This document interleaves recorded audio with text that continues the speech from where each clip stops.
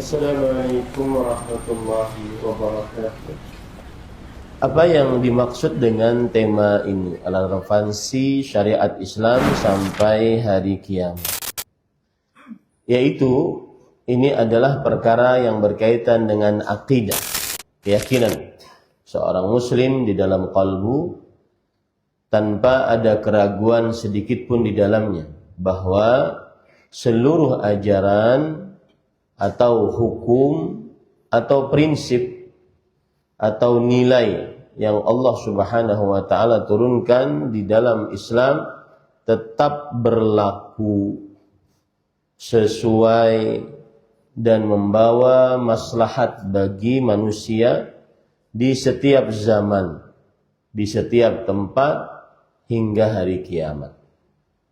Itulah maksud dari tema kita, bahwa syariat Islam baik dari sisi akidahnya, ibadahnya, muamalah, hubungan sesama makhluk, adab dan akhlaknya senantiasa cocok dan senantiasa mendatangkan maslahat bagi manusia di setiap zaman, di setiap tempat. Islam cocok dan sesuai dan bermanfaat bukan hanya pada zaman Nabi Muhammad sallallahu alaihi wasallam, atau bukan hanya di Arab, atau bukan hanya di Indonesia yang akhirnya nanti turunannya keluar Islam Nusantara atau Islam lokal. Tidak. Islam syariatnya cocok, sesuai, bermaslahat bagi manusia di setiap tempat, di setiap masa sampai hari kiamat. Syariat Islam tidak dibatasi dengan budaya tertentu, tidak dibatasi dengan bangsa tertentu, tetapi syariat Islam universal, umum. Karena syariat Islam berasal dari Allah Subhanahu wa taala. Allah yang Maha mengetahui yang telah terjadi, yang sedang terjadi, dan yang akan terjadi, bagaimana terjadinya. Jikalau terjadi, Allah Subhanahu wa taala mengetahuinya.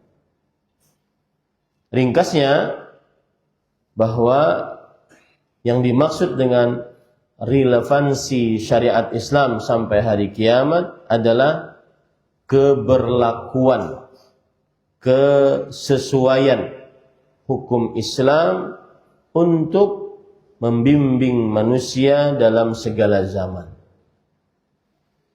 Karena syariat tersebut bersumber dari Allah yang maha sempurna, yang maha adil, yang maha pengasih. Sehingga syariat tersebut menjaga kemaslahatan manusia sampai hari kiamat. Syariat Islam dari mulai 14 abad yang lalu tetap aktual, selalu aplikatif, bisa diamalkan, bermaslahat bagi kaum muslimin, bahkan bagi manusia sepanjang masa. Baik dalam perkara yang sudah saya sebutkan tadi, akidah, ibadah, akhlak, adab, muamalah, hukum sosial. Bukan hanya hukum syariat saja, hukum sosial juga demikian. Karena ia dibangun di atas wahyu, di atas prinsip-prinsip universal yang tidak berubah oleh perubahan zaman.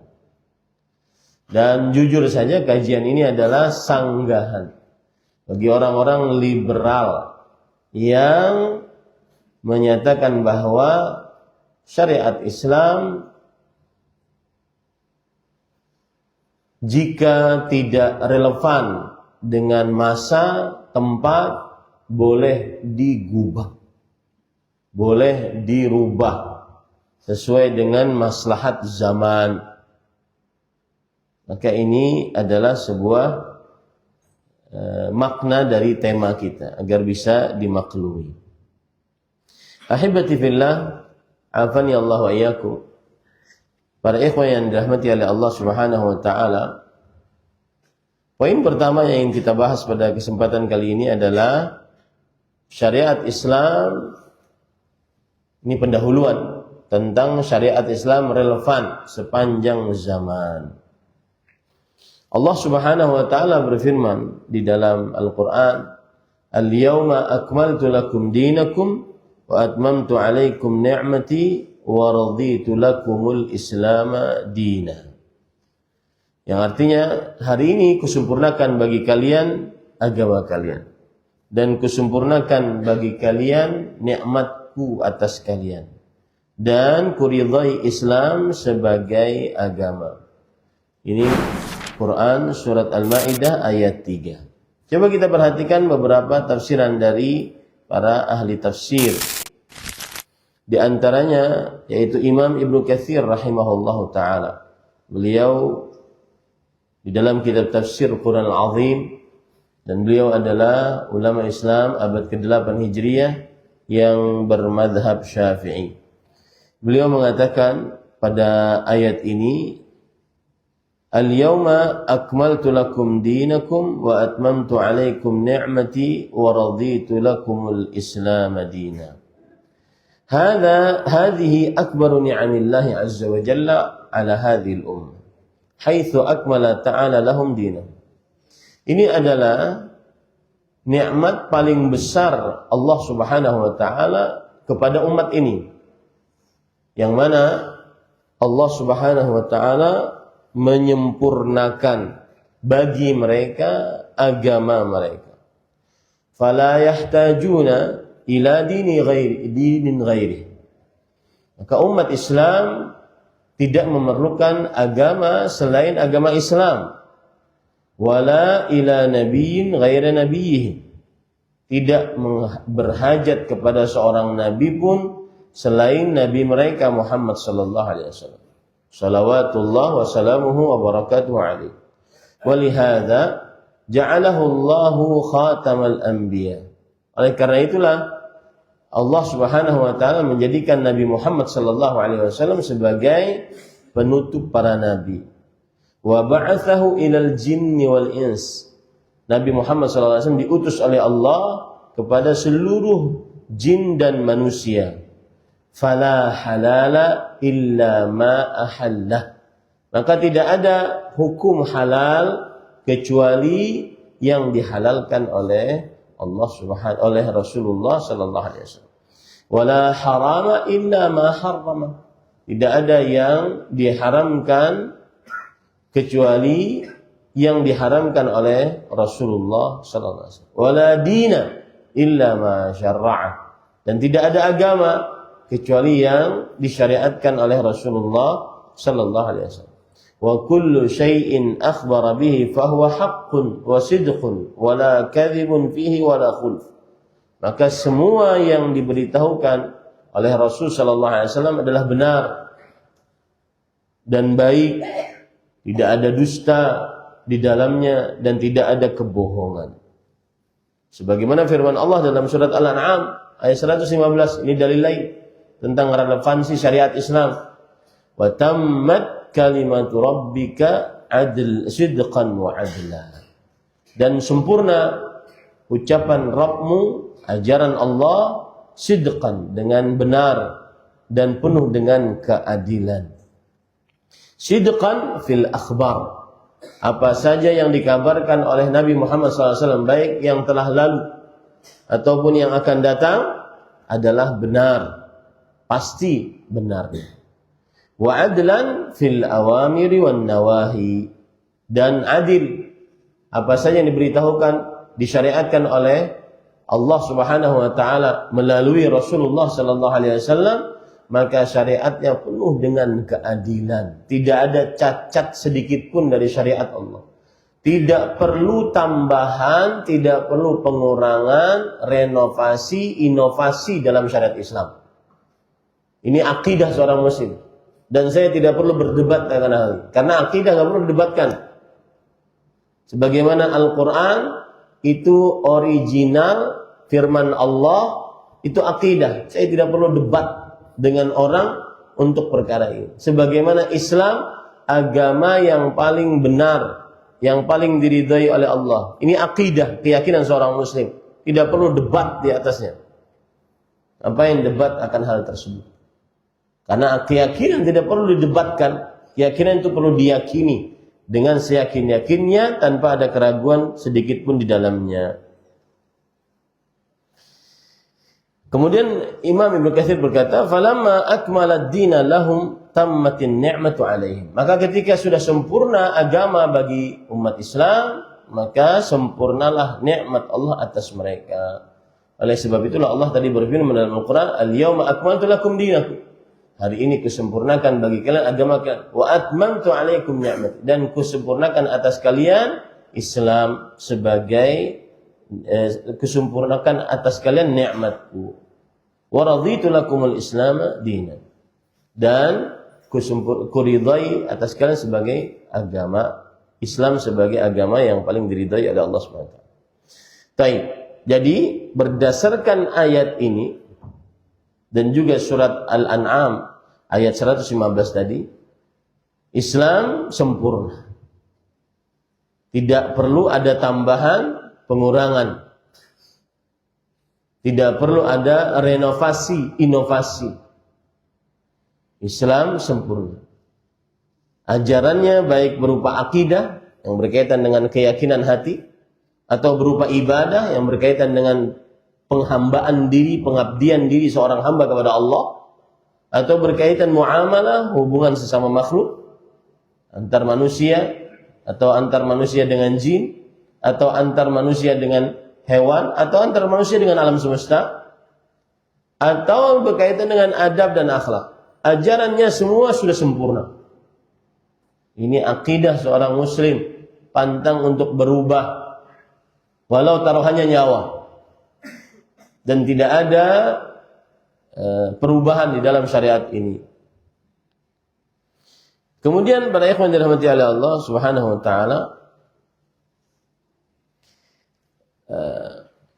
lalu Imam Ibnu Katsir membawakan perkataan-perkataan para ahli tafsir di generasi sahabat Nabi. Di antaranya perkataan Abdullah bin Abbas radhiyallahu anhu, tarjumanul Quran, habrul ummah. Ahli tafsirnya Al-Quran, ulamanya umat Islam, ahli fatwa di zaman para sahabat. Beliau ketika menafsiri ayat ini, "Al-yauma akmaltu lakum dinakum," hari ini kusempurnakan bagi kalian agama kalian. Kata beliau, "wa huwal Islam." Agama yang Allah sempurnakan adalah Islam. Akhbarallahu nabiyahu wal mu'minin annahu akmala lahumul iman. Fala yahtajuna ila ziyadatin abada. Allah Subhanahu wa taala mengabarkan kepada nabinya dan orang-orang beriman bahwa Allah menyempurnakan bagi mereka keimanan, yaitu agama. Maka mereka tidak berhajat kepada tambahan apapun selamanya. Selamanya ya. Tidak ada tambahan apapun. Jangan pernah ada terbesit di dalam benak kita bahwa ada perlu renovasi dalam syariat Islam ini. Akidahnya, ibadahnya, muamalahnya, adab dan akhlak. Ini ajaran tidak sesuai. Jangan pernah ada terbesit. Karena itu bertentangan dengan ayat Al-Quran. Waqad atammahu Allah fala yanqusuhu abada. Dan Allah telah menyempurnakan agama Islam ini, maka tidak akan berkurang selamanya. Wa kadza radhiyallahu fala yaskhatuhu abadan. Maka Allah juga demikian meridai atas agama ini, maka Allah tidak akan pernah murka dengan agama ini selamanya. Ini para ikhwan yang dirahmati oleh Allah Subhanahu wa taala. Kemudian perkataan ahli tafsir yang lain terhadap ayat ini. Imam As-Suddi, seorang tabi'i, ahli tafsir. Beliau mengatakan, nazalat hadhil ayah yaum Arafah. Ayat ini turun pada hari Arafah. Kita baru-baru Idul Adha. Hari Arafah tanggal 9 Dzulhijjah. Falam yunazzal ba'daha halalun wala haram. Setelah ayat ini turun, tidak ada halal dan haram setelahnya. Setelah ayat ini turun, tidak ada halal dan haram setelahnya. Kenapa?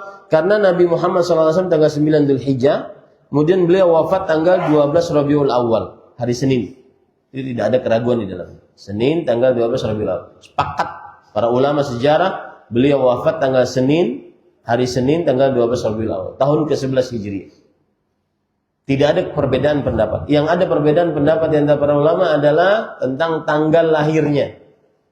Harinya sepakat, Senin, karena Rasulullah SAW bersabda akan hal tersebut. Adapun tanggalnya, ada yang mengatakan 8 Rabiul Awal, 9 Rabiul Awal, 10 Rabiul Awal, 12 Rabiul Awal. Dan itu yang paling masyhur di tengah kaum muslimin. Ada yang mengatakan bahkan bulan Ramadan, ada yang mengatakan bulan Rajab. Khilaf di antara para ulama. Ya, tapi yang pasti adalah Senin 12 Rabiul Awal tahun ke-11 Hijriah itu wafat Nabi Muhammad SAW. Itu pasti, ijma', konsensus, tidak ada kesepakat, tidak ada perbedaan pendapat di antara para ulama akan hal tersebut. Taib. Kemudian Imam As-Suddi mengatakan ayat ini turun pada hari Arafah. Dan kalau kita hitung dari hari Arafah sampai tanggal 12 Rabiul Awal itu sekitar 3 bulan, 100 hari. Selama itu tidak ada halal dan haram lagi dalam agama Islam. Wa raja'a Rasulullah sallallahu alaihi wasallam faman. Rasulullah SAW pulang dari haji, kemudian setelah itu meninggal. Bulan Dzulhijjah seperti kita sekarang ini, Dzulhijjah, Muharram, Safar, Rabiul Awal. Rabiul Awal di awal-awalnya. Beliau setelah haji pulang sampai bulan Rabiul Awal beliau meninggal. Berkata Asma binti Umais, hajjatu ma'a Rasulillah sallallahu alaihi wasallam tilkal hajjah. Aku berhaji bersama Rasul sallallahu alaihi wasallam pada haji tersebut. Bainama nahnu nasiru id tajalla lahu Jibril. Ketika kita jalan, maka kemudian Jibril menampakkan dirinya. Faqala Rasulullah sallallahu alaihi wa alihi wasallam 'ala ar-rahilah. Lalu Rasul sallallahu alaihi wasallam bersabda saat di atas onta, "Falam tutiqir rahilah min thiqali ma 'alaiha min al-Qur'an." Onta tidak sanggup untuk menahan beratnya wahyu yang datang dari Allah Subhanahu wa taala berupa Al-Qur'an yang dibawa oleh Jibril alaihissalam. Fabarakat fa'ataitu fasajjaitu alaihi burdan kana alayya. Maka kemudian ontanya tertunduk, jatuh, ya tertunduk maksudnya duduk, lalu aku kemudian mendatanginya, kata Asma binti Umais, kemudian aku selimuti Rasulullah sallallahu alaihi wa ala alihi wasallam. Bahkan Ibnu Juraij, seorang ahli salaf, ahli tafsir mengatakan, mata Rasulullah sallallahu alaihi wasallam ba'da yaumi Arafah bi 81 yawman. Rasulullah sallallahu alaihi wasallam wafat dari hari Arafah, setelah hari Arafah sekitar 81 hari. Sekitar 81 hari. Ini para ikhwan yang dirahmati oleh Allah. Kemudian juga ayat ini turun pada hari yang disebut oleh Rasulullah SAW hari Haji Akbar. Ayat ini turun pada hari yang disebut oleh Rasulullah SAW pada hari Haji Akbar. Yaitu dalam sebuah hadis dari Ibnu Jarir At-Tabari rahimahullah dengan sanadnya sampai kepada Antarah. Beliau berkata, ketika turun al-yawma akmaltu lakum dinakum. Ketika turun ayat hari ini kusempurnakan bagi kalian agama kalian. Wa dzalikal yaumul hajjil akbar. Itu adalah pada hari Haji Akbar. Hari Haji Akbar itu ada khilaf di antara para ulama. Ada yang mengatakan tanggal 9 Dzulhijjah hari Arafah. Setiap tanggal 9 Dzulhijjah adalah hari Haji Akbar. Ada yang mengatakan tanggal 10 Dzulhijjah, Yaumun Nahar. Setiap tanggal 10 Dzulhijjah disebut dengan hari Arafah. Wallahu a'lam, saya lebih condong kepada pendapat bahwa hari Haji Akbar adalah tanggal 10 Dzulhijjah. Setiap hari raya Idul Adha itu adalah hari Haji Akbar. Dan ini sanggahan bagi yang beranggapan bahwasanya hari haji akbar adalah apabila wukufnya hari Jumat. Itu keliru. Ya, karena Rasulullah SAW dalam hadis riwayat Imam Abu Dawud, beliau bertanya, "Ayyu yaumin hadza?" Hari apa ini? Kemudian para sahabat menjawab, "Hadza yaumun nahar." Ini adalah hari nahar, tanggal 10 Dzulhijjah. Kemudian Rasulullah SAW mengatakan, "Hadza yaumul hajjil akbar." Ini adalah hari haji akbar. Maka setiap hari raya Idul Adha itu adalah hari haji akbar. Bukan seperti keyakinan sebagian orang yang mengatakan bahwa hari haji akbar adalah apabila wukufnya hari Jumat. Apabila wukufnya hari Jumat. Nah, ahibati fillah, afani Allah wa iyyakum. Kemudian lalu Nabi Muhammad sallallahu alaihi wa ala alihi wasallam melihat Umar menangis. Lalu beliau bertanya, "Ma yubkik? Apa yang menyebabkan engkau menangis wahai Umar?" Kata Umar bin Khattab, "Abkani anna kunna fi ziyadatin min dinina, fa amma idza ukmila fa innahu lam yakmul syai'un illa naqas." Qala sadaqta. Yang artinya saya menangis karena Allah Subhanahu wa taala telah memberitahukan bahwa agama Islam ini agama yang sudah sempurna. Maka jika sudah sempurna, maka tidaklah sesuatu sempurna kecuali setelahnya berkurang. Saya sangat berharap agar agama ini terus ditambah oleh Allah Subhanahu wa taala.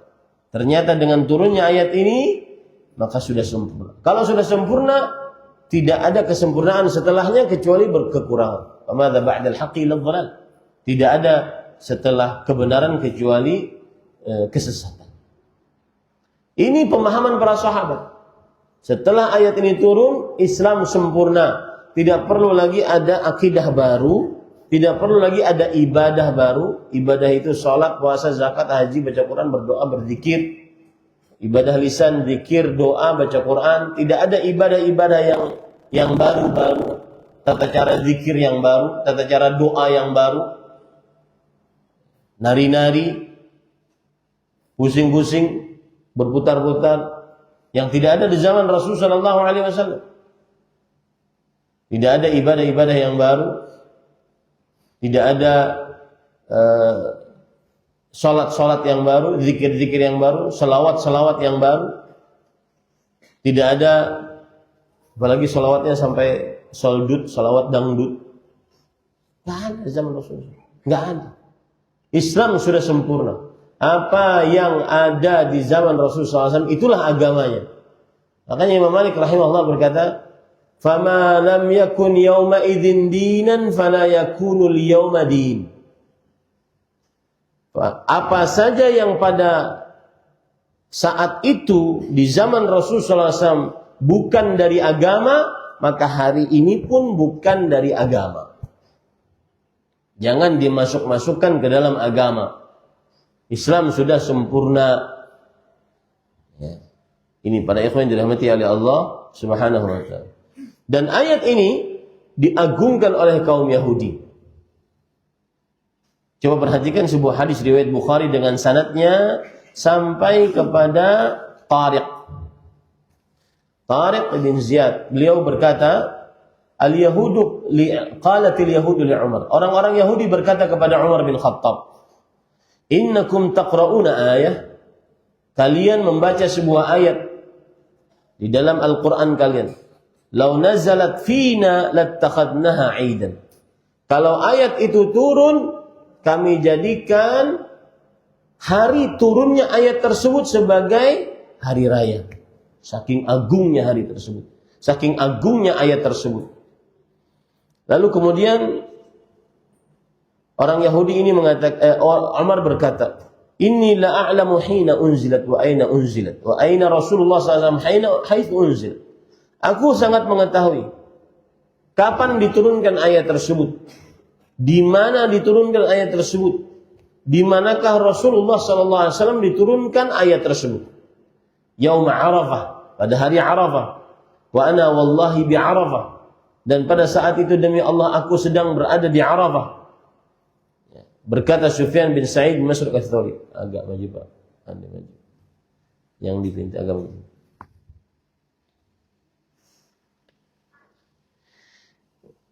Kemudian berkata Sufyan bin Sa'id bin Masruq Ats-Tsauri, wa asyukku kana yaumul jum'ah am la? Dan aku agak ragu apakah itu hari Jumat atau tidak. Makanya sebagian orang menganggap tadi yang saya katakan, kalau hari Haji Akbar itu disebut ketika wukuf di Arafahnya hari Jumat. Padahal pendapat yang lebih kuat, hari Haji Akbar adalah ketika hari Arafah atau ketika hari Nahr, hari raya Idul Adha. Baik. Sekarang kita masuk lagi kepada perkara kita. Itulah yang harus kita yakini, bahwa agama Islam adalah agama yang sempurna. Berarti syariatnya sangat relevan di setiap zaman, di setiap masa. Ayat tadi menjadi pondasi besar dalam Islam, bahwa Islam bukan agama sementara. Islam bukan aturan lokal. Jadi nggak ada aturan lokal Arab, aturan lokal Nusantara, nggak ada. Ya, bukan ajaran yang hanya cocok untuk bangsa Arab di abad ke di abad ke-1 Hijriah atau abad ke-7. Islam adalah syariat Allah yang sempurna, diturunkan oleh Allah yang Maha mengetahui keadaan manusia lebih dari dulu, sekarang, dan sampai hari kiamat. Baik, itu poin pertama sebagai pendahuluan. Sekarang poin yang kedua. Islam kenapa dia relevan sampai akhir zaman? Tidak perlu renovasi-inovasi. Di dalam semua syariatnya, akidahnya, fikihnya, halal haramnya, nggak ada perubahan. Maka jawabannya adalah karena Islam datang dari Allah yang Maha mengetahui. Allah berfirman dalam surah Al-Mulk ayat 14, "Ala ya'lamu man khalaq wa huwal latiful khabir." Yang artinya, bukankah Allah yang menciptakan itu Maha mengetahui? Mengetahui apa yang Allah ciptakan. Dialah Allah yang Maha halus lagi Maha mengetahui. Ayat ini memberikan pelajaran kepada kita bahwa kalau manusia membuat aturan, aturannya terbatas oleh zaman, tempat, pengalaman, kepentingan, dan hawa nafsu. Aturannya terbatas akan hal itu. Hari ini mungkin dianggap benar, besok direvisi. Lihat saja undang-undang. Ada revisi undang-undang. Undang-undang dibuat oleh manusia. Hari ini dianggap modern, besok dianggap kuno. Tetapi syariat Allah Subhanahu wa taala berbeda. Ia datang dari Allah Subhanahu wa taala yang maha sempurna, yang maha mengetahui. Tidak ada kekeliruan di dalam ilmu pengetahuan Allah Subhanahu wa taala. Tidak ada pengetahuan atau tidak ada perubahan keadaan manusia yang luput dari pengetahuan Allah. Allah tahu nanti ada AI. Tahu nggak Allah? Allah tahu nanti ada media sosial. Karena itu, orang yang beriman tidak boleh merasa bahwa syariat Islam itu sudah tertinggal zaman. Yang tertinggal bukan syariatnya, tetapi bisa jadi akal manusia yang belum memahami hikmah dari pensyariatan Allah Subhanahu wa taala. Itu poin pertama. Kenapa syariat Islam relevan sampai akhir zaman? Karena syariat ini berasal dari Allah yang Maha Al-Latif Al-Khabir, Maha lembut, halus, dan Maha mengetahui. Pengetahuan Allah itu, Pak, Allah itu kan namanya Al-Awwal Wal-Akhir Wal-Zahir Wal-Batin. Apa sih makna Al-Awwal, Al-Akhir, Al-Zahir, Al-Batin? Al-Awwal falaysa qablahu syai', Wal-Akhir falaysa ba'dahu syai', Wal-Zahir falaysa fawqahu syai', Wal-Batin falaysa dunahu syai'. Allah yang maha pertama, tidak ada yang lebih awal dari Allah. Allah yang maha terakhir, tidak ada yang lebih akhir dari Allah. Apa makna ayat ini? Artinya secara massa ilmu pengetahuan Allah itu tidak ada yang mengawalinya. Dan juga ilmu pengetahuan Allah sampai paling akhirnya. Tidak ada yang lebih daripada Allah Subhanahu wa taala ilmu pengetahuannya. Ini disebut oleh para ulama al-awwal al-zahir ihatah zamaniyah. Ilmu pengetahuan Allah meliputi segala masa zaman. Karena Allah al-awwal al-akhir. Taib al-zahir al-batin. Yang maha tinggi tidak ada yang lebih tinggi daripadanya. Yang maha rendah tidak ada yang lebih rendah daripadanya. Maksudnya apa? Ini namanya ihatah makaniyah. Ilmu pengetahuan Allah tidak ada tempat kecuali Allah mengetahuinya. Yang awalan tempatnya ataupun yang akhiran. Allah mengetahui. Allah maha mengetahui. Inilah yang menyebabkan syariat Islam relevan. Karena syariat Islam berasal dari wahyu Allah. Allah berfirman dalam Al-Quran,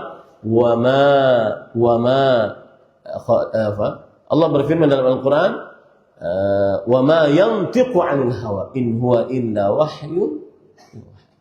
Tidaklah Nabi Muhammad SAW mengucapkan dari hawa nafsunya, tetapi itulah wahyu yang diwahyukan oleh Allah Subhanahu wa taala. Baik, itu poin yang kedua. Poin yang ketiga,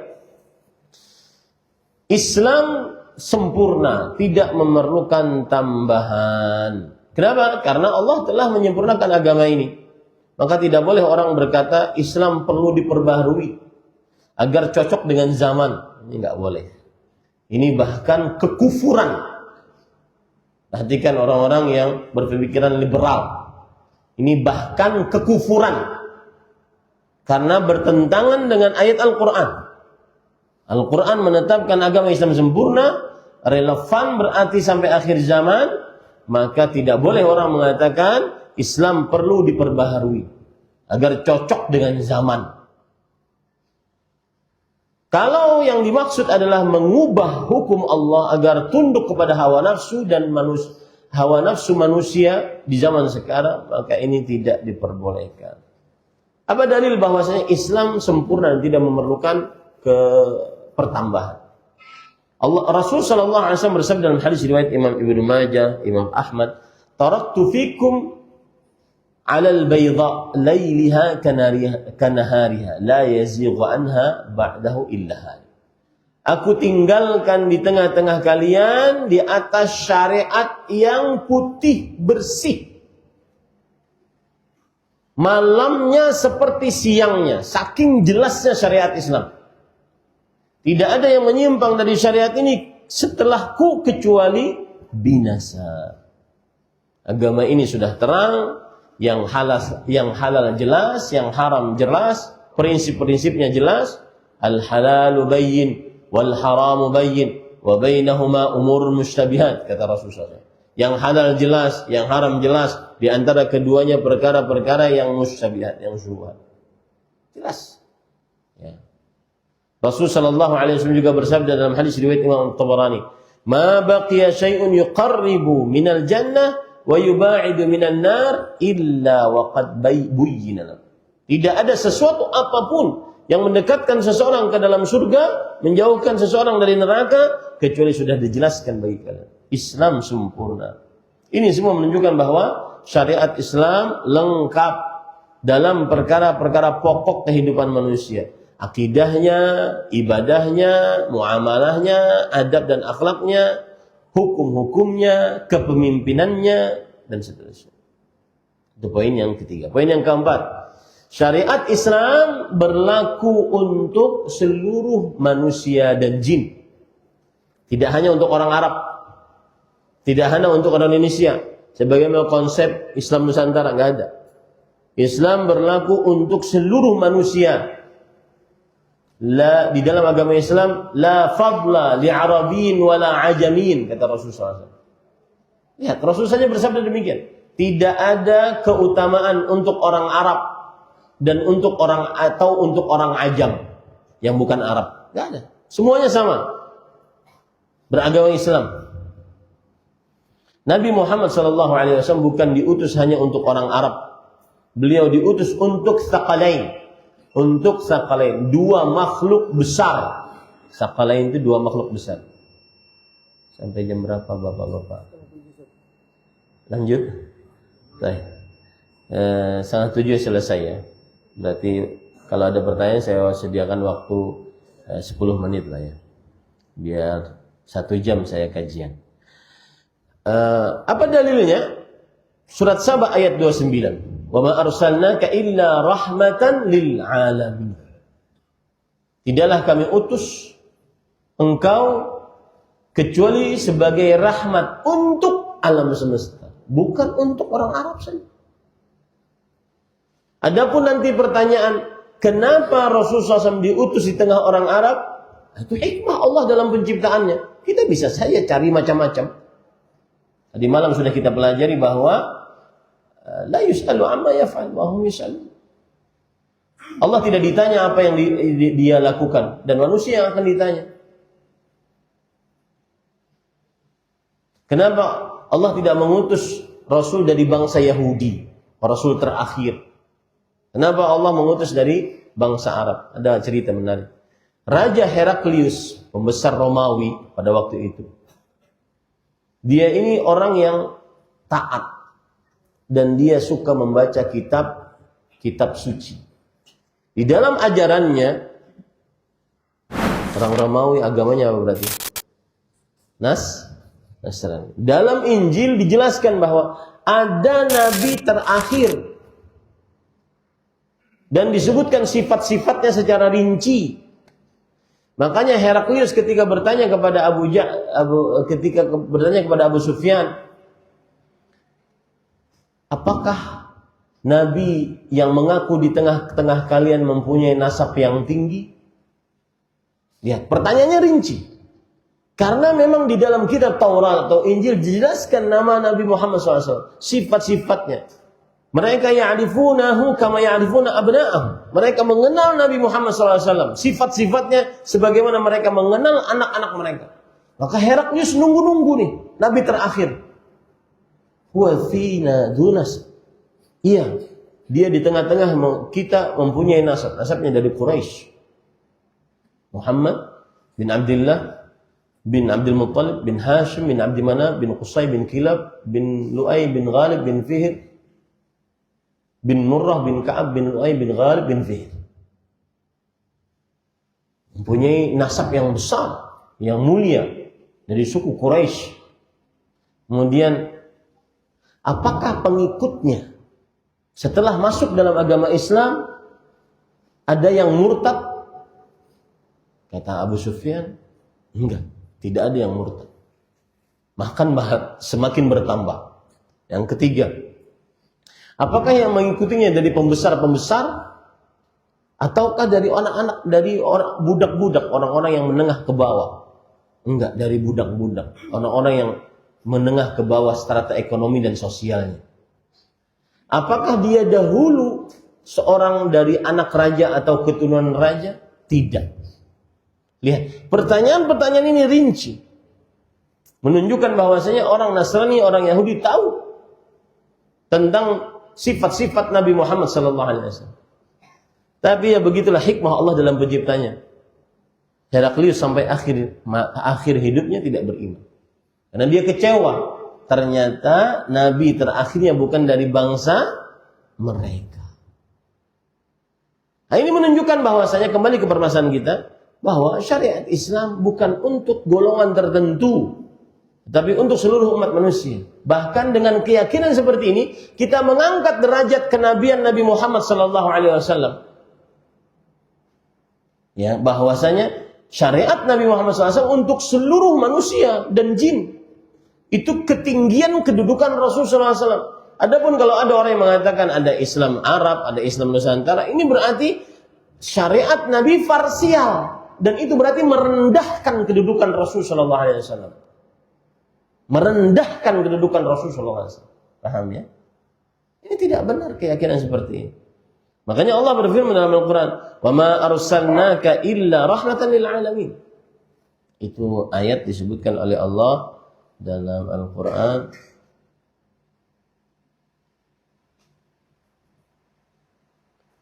Tadi saya salah menyebutkannya, wa ma arsalnaka illa rahmatan. Surat Al-Anbiya ayat 107. Surat Al-Anbiya ayat 107. Kenapa saya koreksi? Karena tiada saja orang-orang yang tidak suka dengan kajian-kajian seperti ini. Akhirnya menuduh kita salah sebut ayat, sebut surat. Ya.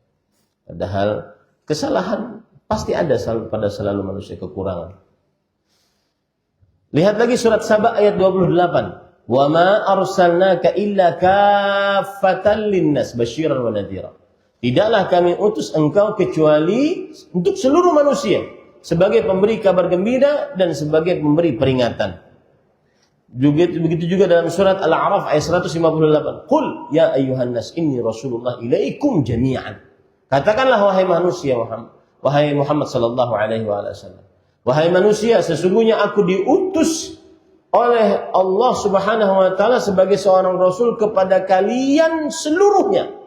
Seluruhnya. Surat Al-A'raf ayat 158. Kalau Rasulullah SAW diutus untuk seluruh manusia, berarti risalah beliau tidak untuk dibatasi suku, bangsa, budaya, atau zaman tertentu. Maka bertobatlah para ikhwan yang dirahmati Allah, yang ngajak-ngajak kepada Islam parsial. Ini tidak sesuai dengan ayat Al-Quran. Syariat Islam itu sesuai untuk orang Arab dan non-Arab, yang disebut dengan ajam. Sesuai untuk orang di perkotaan dan di desa.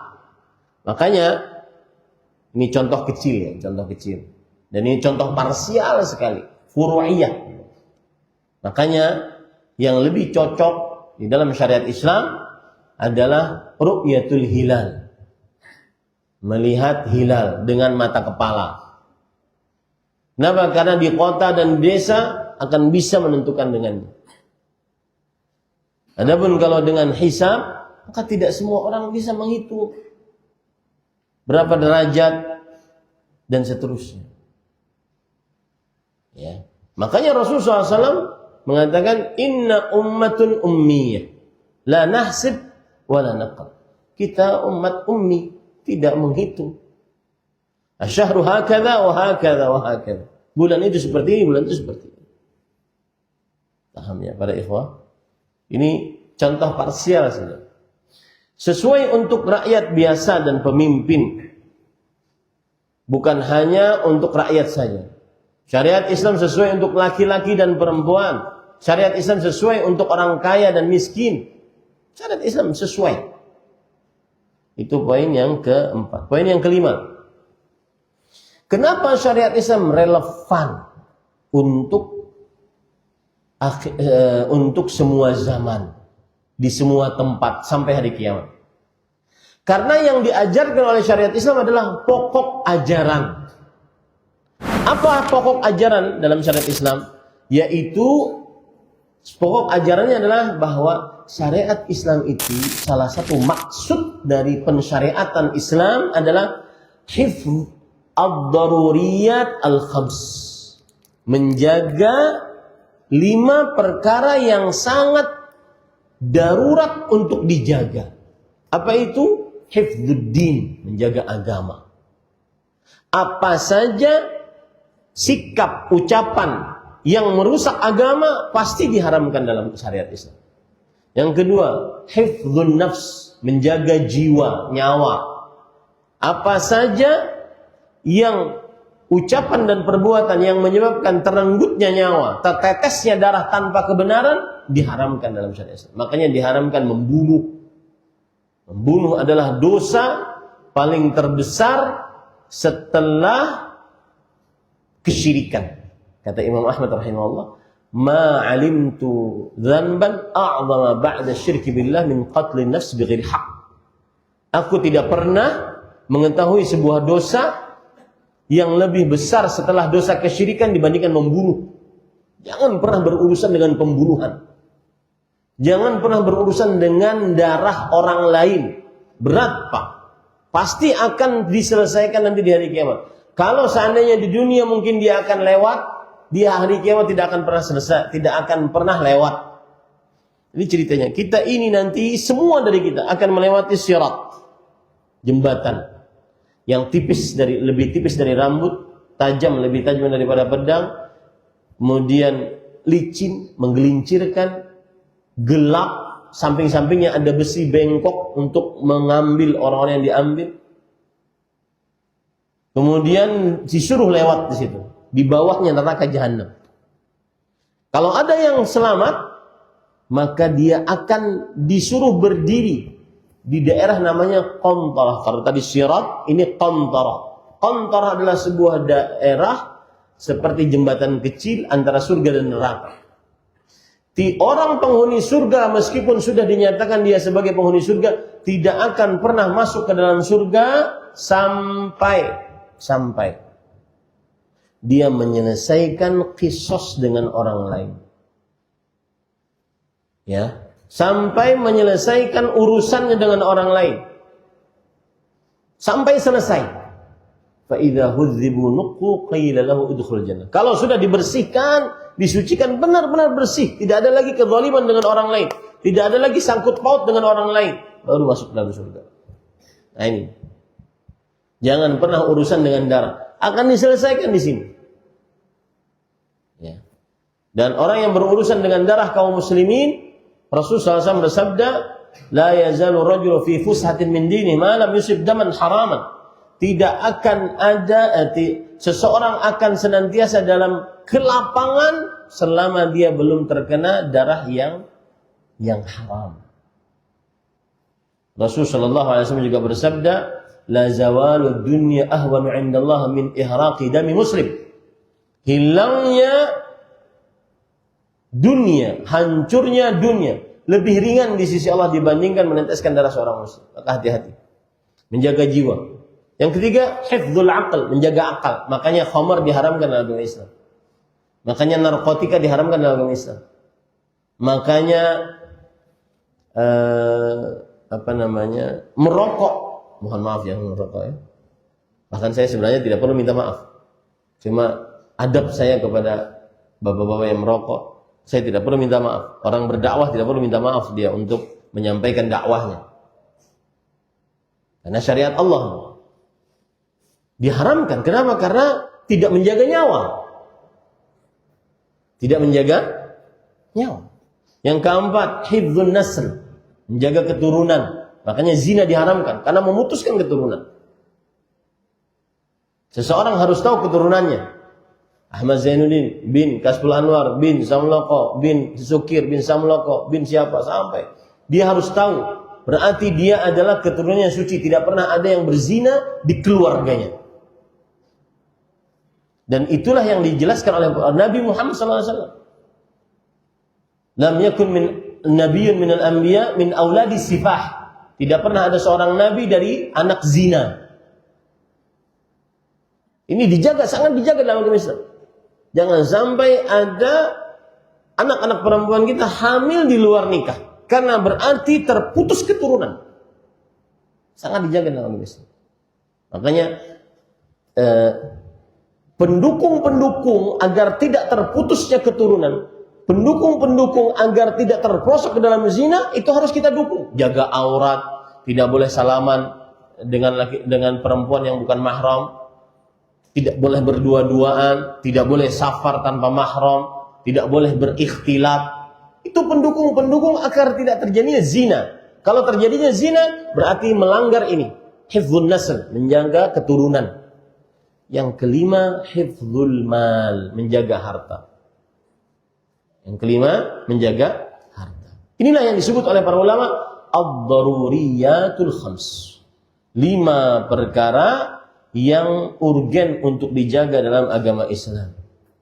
Maka bagaimanapun zamannya, kalau syariat Islam pokoknya menjaga ini, ya, manusia modern tetap memerlukan agama Islam.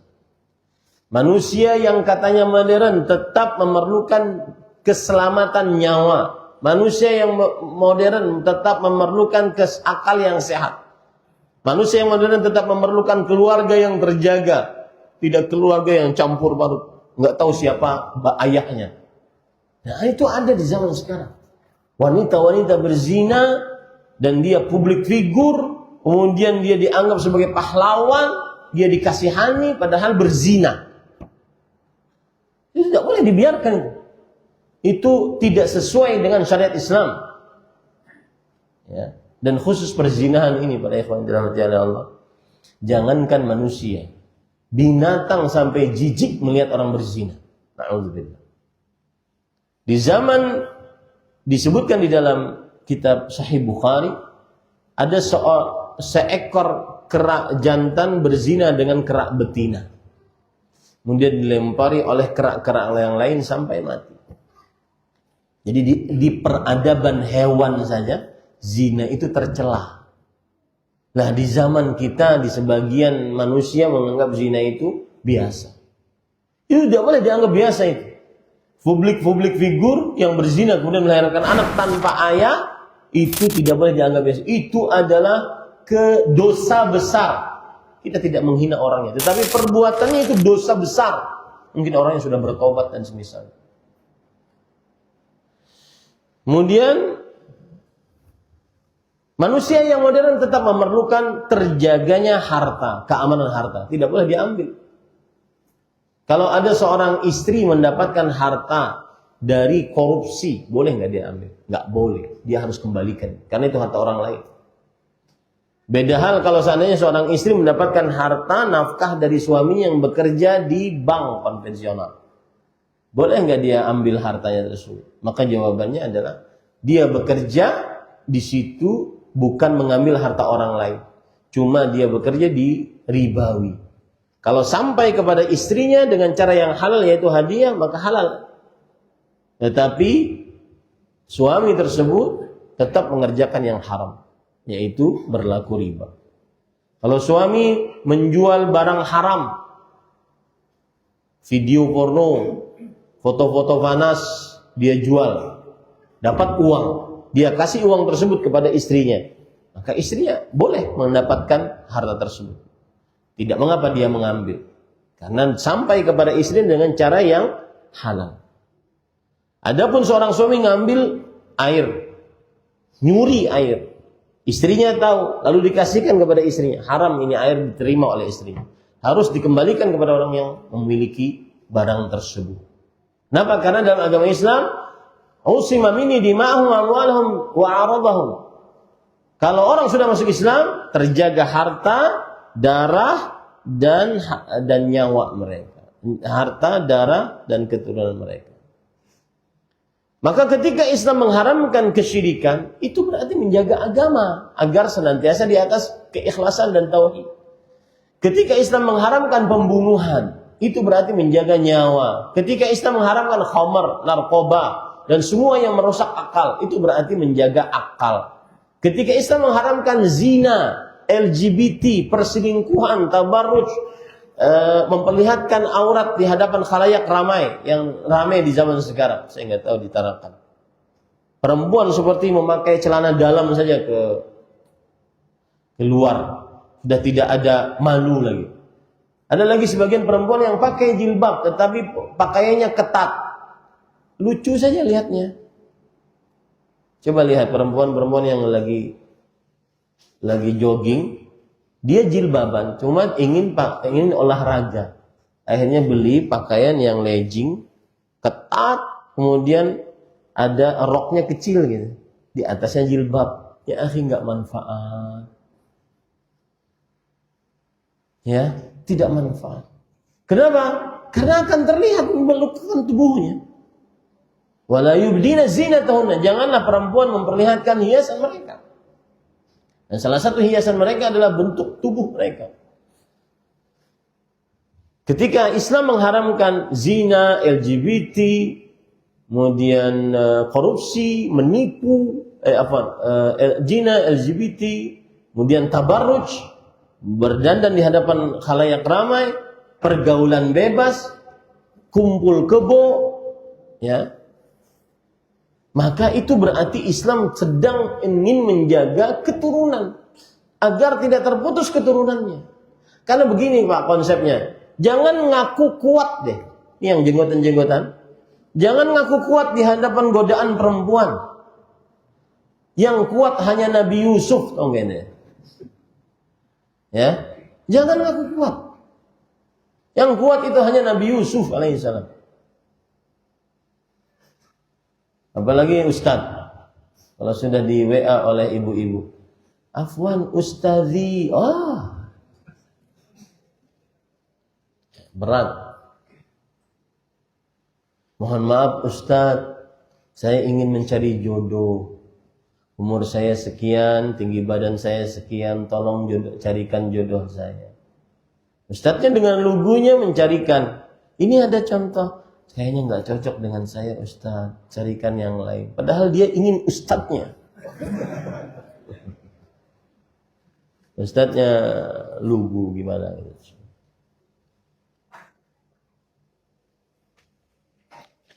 Ketika Islam mengharamkan riba, mencuri, menipu, korupsi, memakan harta orang lain, dengan kebatilan itu berarti Islam sedang menjaga harta. Jadi syariat Islam itu bukan beban. Syariat Islam adalah penjaga kehidupan manusia. Dengan itulah dia relevan. Di pokok syariat Islam itu menjaga itu. Yang kelima, para ikhwan dirahmati oleh Allah. Ada yang mengatakan ini syubhat-syubhat ya. Kita masuk kepada syubhat-syubhat. Orang-orang liberal mengatakan syariat Islam itu kaku. Tidak cocok di negara timur Indonesia. Cocoknya di Arab. Kita katakan enggak. Syariat Islam itu bukan kaku, tetapi dia kokoh. Dia adalah ajaran yang kokoh. Ada orang yang salah paham. Mereka mengira kalau syariat Islam itu berlaku sepanjang zaman, berarti Islam itu adalah kaku. Islam itu tidak bisa menerima perubahan. Ini keliru. Ini sangat keliru. Di dalam Islam ada perkara yang tetap, dan di dalam Islam ada perkara yang luas. Luas itu lapang. Boleh dirubah-rubah, lapang. Seperti misalkan perkara tauhid, itu tetap. Nggak boleh orang syirik. Beribadah hanya kepada Allah itu tetap. Tidak boleh orang melakukan kesyirikan. Tidak boleh orang riya dalam ibadahnya. Nggak boleh. Itu tetap perkara tauhid. Kewajiban sholat tetap 5 waktu. Kemudian haramnya zina tetap. Haramnya riba tetap. Haramnya khamar tetap. Wajibnya perempuan menutup aurat tetap. Wajibnya berkata jujur. Wajib haramnya kezaliman. Itu ajaran-ajaran yang tetap tidak boleh berubah. Ini tidak boleh berubah sampai hari kiamat. Namun dalam perkara duniawi, sarana-sarana, Islam membolehkan. Memberikan keluasan selama tidak bertentangan dengan syariat. Allah berfirman Rasulullah SAW bersabda dalam hadis riwayat Muslim, "Antum a'lamu bi umuri dunyakum." Kalian lebih paham tentang perkara dunia kalian. Seperti teknologi berkembang zaman sekarang. Transportasi berubah, sistem administrasi berubah, media dakwah berubah, cara belajar berubah, peralatan kerja berubah. Ini tidak mengapa. Makanya jangan sampai ontanya onta hitamkan terus. Ada ustadz yang mengatakan, ustadz ini ngomongnya cuma bid'ah aja. Udah sekarang nggak boleh pakai motor, nggak boleh pakai mobil, pakai ontanya sana. Kasihan ontanya dihitamkan terus. Ini kambing hitam ya. Nah ini nggak paham tentang perubahan. Di dalam syariat Islam ada hal yang baku, tidak boleh berubah. Tetapi sekedar sarana, masalihul mursalah dalam bahasa usul fikih, sarana-sarana untuk menggapai tujuan, perkara-perkara duniawi, pakaian, handphone, alat komunikasi, alat transportasi, maka ini perkara dunia. Di sana ada kelapangan selama tidak bertentangan dengan syariat Islam. Dakwah dulu dengan lisan langsung, sekarang dengan pakai mikrofon, radio, televisi, internet, media sosial. Ya. Ini sanggahan buat kawan-kawan saya di media sosial mengatakan, ini ustadz katanya bid'ah, tetapi dia pakai media sosial berdakwah. Di zaman Nabi nggak ada apa? Nggak ada media sosial, nggak ada handphone. Nah, ini nggak paham tentang sarana, nggak paham tentang masalih mursalah. Ya. Sudah Ustaz pakai kain ihram aja. Jangan pakai baju. Ya. Bahkan saya katakan untuk pakaian di Indonesia, yang paling pantas pakai peci hitam, pakai sarung, pakai baju koko, karena itu adalah pakaian orang Indonesia. Pakai batik, tapi kalau sholat saya agak kurang setuju, karena Nabi Muhammad SAW kalau sholat, pernah sholat beliau di depan beliau ada kain yang bercorak, beliau minta dipindahkan.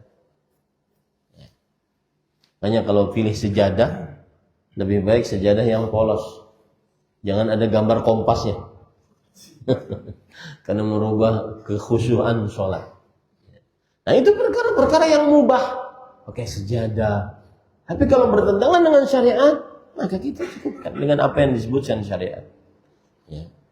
Sekarang jual beli dahulu di pasar saja secara langsung, cash, yadan biyadin. Saya kasih duit, kemudian dia kasih barang. Sekarang online, apa haram? Tidak haram. Asalkan sesuai dengan batasan-batasan syariat.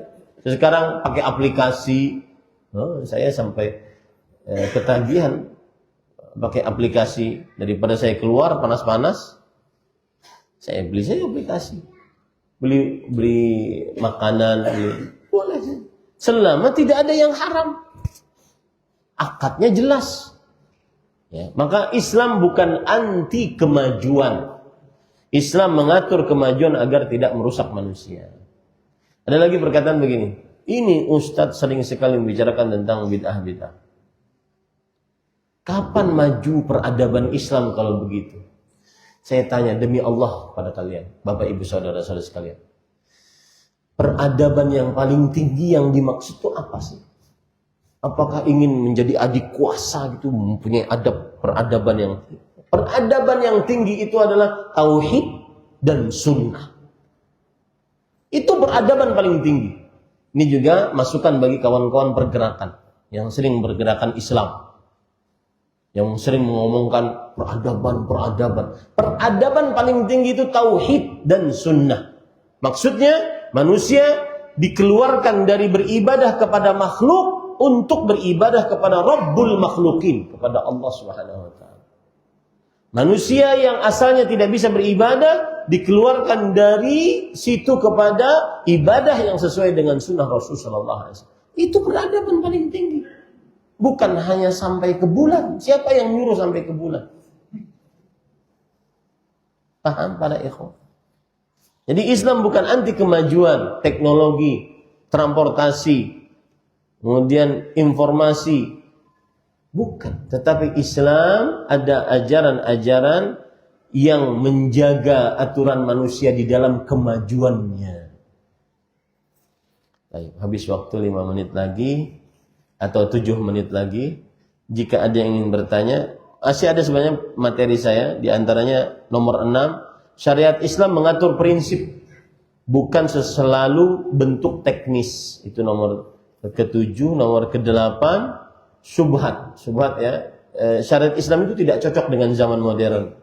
Ini tidak benar. Kemudian itu syubhat yang ke-9, hukum Islam itu keras. Kemudian syubhat yang ke-10, yang penting kan baik hatinya. Yang penting baik hatinya. Walaupun dia kafir, maka dia berhak masuk Islam. Yang penting baik hati. Ada orang di Indonesia mengatakan itu. Nah itu sudah dibantah di 14 abad yang lalu oleh Rasulullah SAW. Ibnu Jud'an ditanya oleh Aisyah, wahai Rasulullah, Ibnu Jud'an, dia di masa jahiliyah suka memberi makan, baik orangnya, menyambung hubungan rahim, orangnya sangat baik, dermawan. Apakah masuk Islam? Apakah dia bermanfaat nanti selamat di hari kiamat? Kata Rasul, enggak, karena dia tidak beriman. Yang ke-11, Islam syubhat, ikuti perubahan zaman. Yang ke-12, contoh relevansi syariat Islam di zaman sekarang. Macam-macam, banyak, dalam ekonomi, dalam pendidikan anak, dan seterusnya. Waktu tidak cukup. Masalah ini masalah panjang sebenarnya. Tetapi itu akidah. Akidah seorang muslim, bapak pegang saja, ibu pegang saja bahwa Islam sudah sempurna, tidak perlu tambahan dan pengurangan, renovasi, inovasi. Itu kalau bapak pegang itu sebagai akidah, maka kajian ini berhasil. Kajian ini berhasil. Adapun contoh-contoh yang saya sebutkan, syubhat-syubhat yang saya sebutkan, maka tidak terlalu untuk dijadikan sebagai sandaran. Bagaimana cara pelaksanaan puasa Yaumul Bid di bulan Dzulhijjah ini? Karena tanggal 13 hari tasyrik, apakah tetap dilaksanakan 3 hari? Jawabannya, kalau seandainya 13-nya hari tasyrik dan Rasulullah SAW bersabda, ayyamu tasyrik, ayyamu aklin wa syurb, ayyamu dzikrinillah. Hari-hari tasyrik adalah hari makan, minum, dan hari-hari berzikir kepada Allah. Tidak boleh untuk berpuasa di hari ke-13, 14, 15, di hari ke-11, 12, 13 dari bulan Dzulhijjah. Nah, sedangkan hari-hari putih itu dimulai dari 13, 14, 15 bulan Muharram, bulan Hijriyah. Bagaimana? Maka jawabannya silakan berpuasa tanggal 14, 15, 16. Hari 13-nya diganti dengan tanggal 16. Wallahu a'lam. Apa persyaratan untuk mendaftar di pondok Ustadz dan apakah ada kuota buat calon santri yang ada di luar pondok, di luar daerah? Jawabannya, persyaratannya cuma bisa baca Quran. Bisa baca Quran. Kenapa bisa baca Quran? Karena semesti ini sedikit saya berbicara tentang pendidikan anak. Semestinya anak kita sebelum keluar rumah di umur 0 sampai 12, dia di rumah sudah seharusnya, selayaknya lancar baca Quran. 0 sampai 12. Ketika dia keluar rumah SMP, SMA, bahkan nanti di pesantren mungkin, maka seharusnya, selayaknya dia sudah selesai dengan Qur'annya. Dia tidak lagi terbata-bata baca Qur'an. Dan ini perhatian bagi para pemuda, adik-adik saya yang belum menikah. Carilah istri yang pandai membaca Al-Quran, bisa ngajari anak, sabar ngajari anak untuk baca Quran. Ketika seorang anak sudah dewasa, dia akan ditanya oleh seseorang, "Nak, siapa guru pertama ngajimu?" Dengan bangganya dia akan menjawab, "Ibu saya." Ya. Adapun bapak-bapak yang sudah beristri, yang tidak bisa baca Quran, mungkin bisa cari yang lain. Maka saya nasihatkan seperti itu. Bagi yang belum menikah, cari istri yang bisa membaca Al-Quran dan sabar ngajari anak baca Quran. Karena anak itu kadang-kadang di umur-umurnya, terutama SD gitu ya. Ini cerita tahadutsan bin ni'mah saja. Semua anak saya yang 4 yang menjadi gurunya adalah istri saya. Bahkan ada anak yang terakhir, Abdurrahman, beliau bisa membaca Al-Quran dengan lancar ketika umur kelas 2 SD. Hatam Al-Quran setiap bulan Ramadan sekali. Hatam Quran baca. Dan saya lebih condong kepada anak itu sebelum SMP, dia lancarkan dulu bacaan. Tidak perlu untuk terlalu banyak hafalan. Hafalan hanya sekedar untuk dia sholat saja. Al-Fatihah, surat-surat pendek. Nanti kalau sudah SMP baru dia hafalan. Tapi umur SD, hendaknya dia baca Quran lancar. Lancar itu kalau ingin tahu seperti apa lancar itu, seperti Syekh Abdurrahman Sudais di Mekah. Nah itu lancar. Kalau masih baca dengan bacaan yang qad ja'akum minallah, ini nggak lancar. Ini sampai Dajjal datang nggak selesai Al-Qurannya. Ya, harus lancar. Harus lancar. Lancar, fasih. Seperti itu. Jadi syaratnya cuma lancar baca Quran. Kenapa? Karena di SMP dia sudah mulai menghafal. Tapi kalaupun tidak lancar, tidak mengapa juga, silahkan daftarkan. Nanti di pesantren dia akan dilancarkan selama 1 semester. Dia akan dilancarkan selama 1 semester. Adapun ilmu-ilmu yang lain masih kita bisa terima. Kalau seandainya kurang-kurang sedikit berhitungnya, kurang-kurang sedikit baca Indonesianya, kurang-kurang sedikit bahasa Arabnya, tidak menjadi ukuran. Yang penting anaknya mau. Ya, anaknya mau dan orang tuanya mendorong.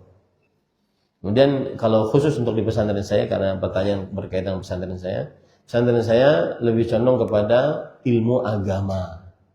Makanya kita mengambil ijazahnya paket. Biasanya wali santri tidak terlalu excited dengan paket C, ijazah paket C, ijazah paket B.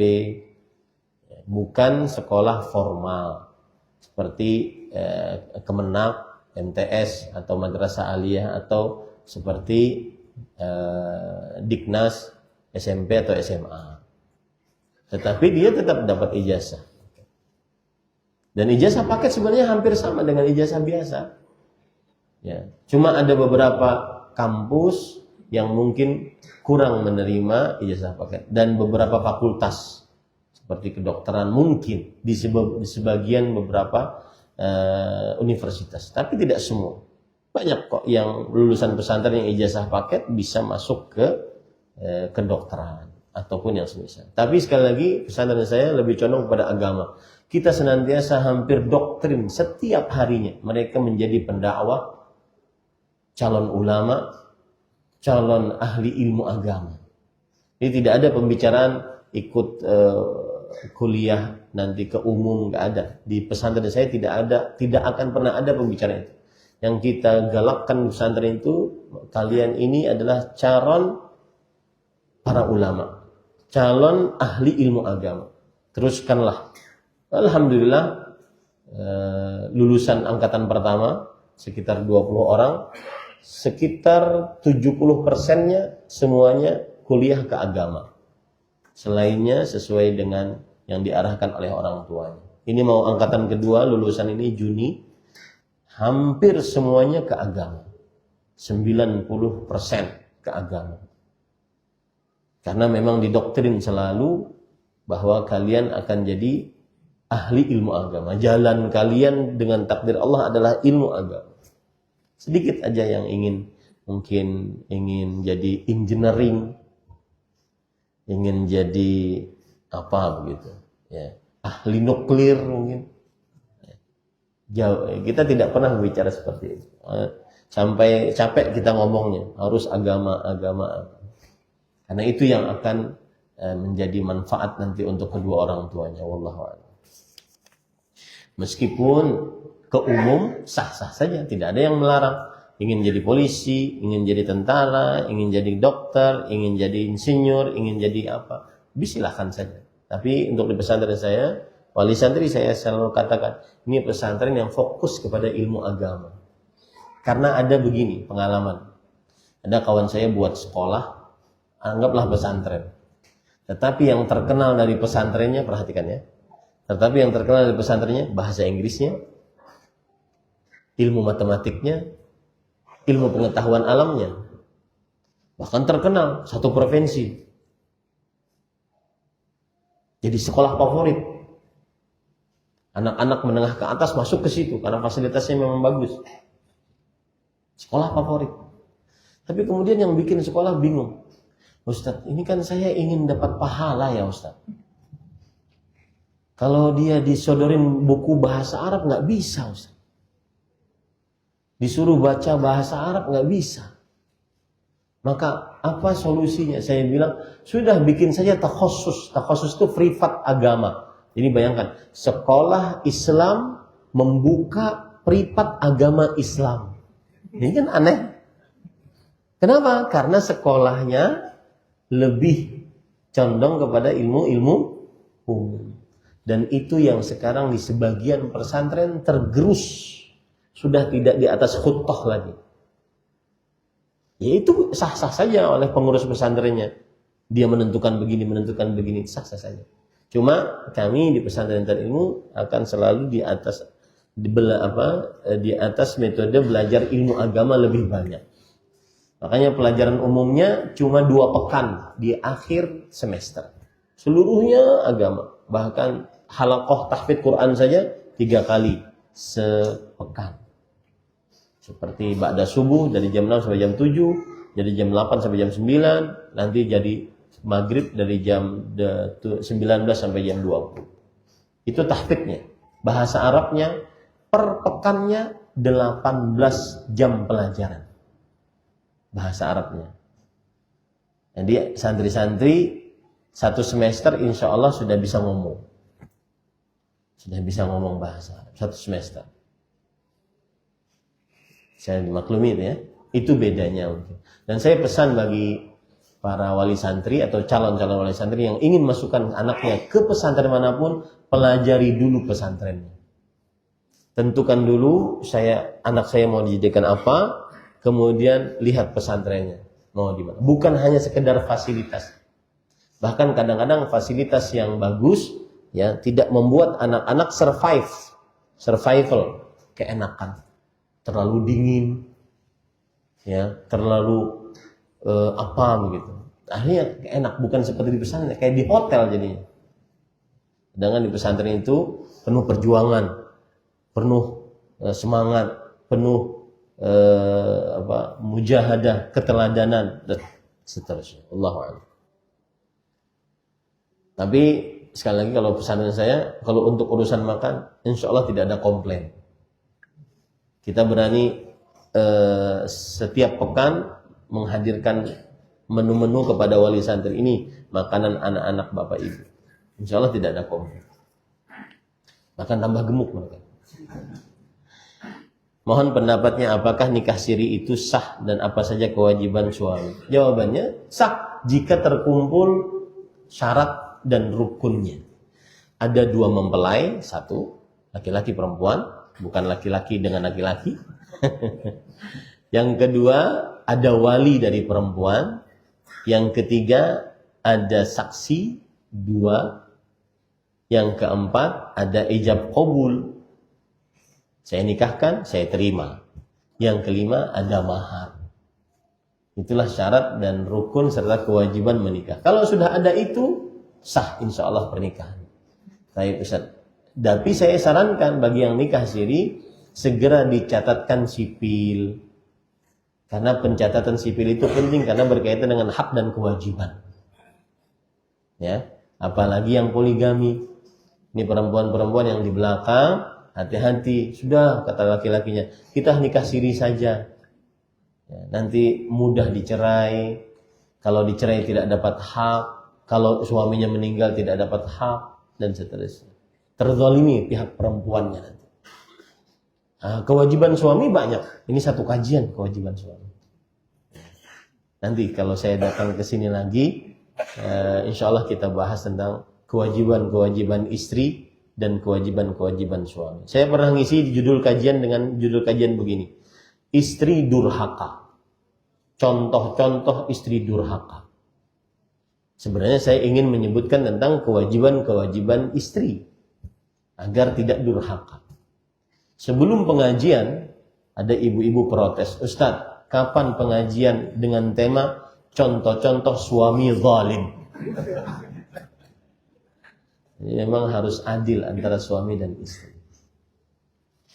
Salah satu kewajiban suami terbesar adalah nafkah. Dan saya berpesan, nafkah kepada istri itu bukan karena istri perlu. Bukan karena istri perlu.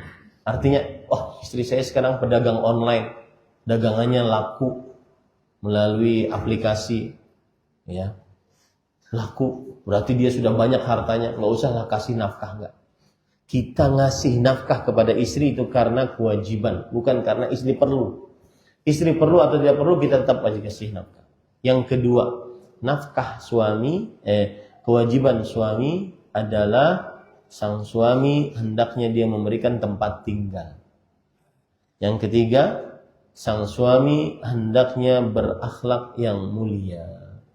Itu 3 poin, mudah-mudahan bermanfaat. Mohon maaf kepada para DKM Masjid At-Taqwa, 10 menit terlewat. Ya, ini jam 6.39. Mudah-mudahan bermanfaat apa yang baik dari Allah Subhanahu wa taala.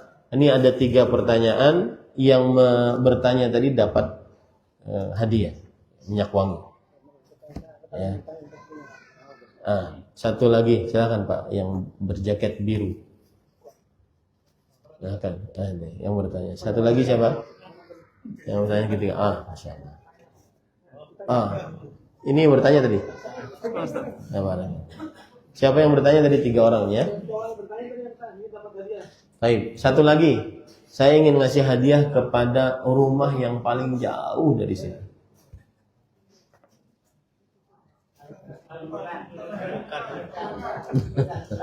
Ya, saya Banjarmasin. Baik. Kita rubah. Saya kasih kepada DKM masjid saya. Ini kepada imam kita. Suara Masya Allah. Mudah-mudahan bermanfaat. Ini yang bisa disampaikan. Mudah-mudahan kita bertemu lagi di dalam kajian-kajian Islam ini. Nggak tahu siapa itu satu lagi yang bertanya tadi. Mohon diambil. Mungkin dia malu ya. Kita cukupkan. Semoga kita bertemu lagi dalam majlis-majlis ilmu yang lain di Kota Tarakan. Kalau tidak bertemu, maka saya ucapkan sampai jumpa di surga Firdaus ya Allah Subhanahu wa taala. Subhanakallah bihamdik asyhadu an la ilaha illa anta astaghfiruka wa atubu ilaik. Sallallahu nabiyana Muhammad walhamdulillahirabbil alamin. Wassalamualaikum warahmatullahi wabarakatuh.